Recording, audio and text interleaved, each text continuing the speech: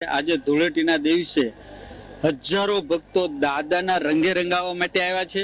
આજના દિવસે અમે દાદાના ચરણોમાં એવી પ્રાર્થના કરીએ છીએ કે હનુમાનજી મહારાજ સમગ્ર જગતની અંદર સુખ શાંતિ વર્તે અને બધાનું જીવન રંગીન રંગીન અને રંગીન બને। અરે અદ્ભુત ઉજવણી એની કોઈ કલ્પના આપણે ના કરી શકીએ। હજારો કિલો ફૂલની ઓળી અને ત્યાર પછી 51,000 કિલો અલગ અલગ પ્રકારના દાદાના રંગથી બધા ભક્તોને રંગવામાં આવ્યા છે। આજે હોલીનો પર્વ છે, રંગોત્સવનો પર્વ છે, ત્યારે સાળંગપુર ધામની અંદર સમગ્ર ગુજરાતની અંદર સૌથી મોટામાં મોટો આ રંગોત્સવનો પર્વ ઉજવાતો હોય ત્યારે બધા સંતોએ શ્રી કષ્ટભંજન દેવ હનુમાનજી મહારાજને રંગે રમાડી અને એ ભક્તિના રંગે લાખો શ્રદ્ધાળુઓને આજે રંગે રમે છે।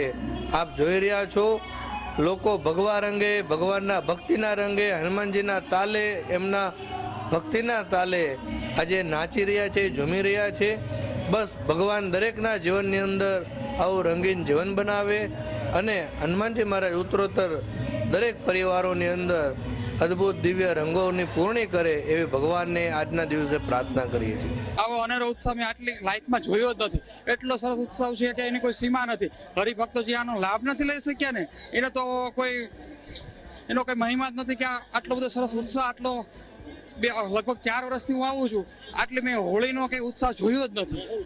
માહોલ બહુ જ સરસ છે, પબ્લિક સમાતું નથી। ગ્રાઉન્ડમાં તમે જુઓ કે આટલું બધું પબ્લિક માનવ મહેરામણ આટલું બધું ક્યાંથી આપણે જોઈએ તો આપણને એમ થાય કે આટલો ઉત્સાહ, આટલું બધું આયોજન સરસ મજાનું ક્યાંથી સ્વામીજી।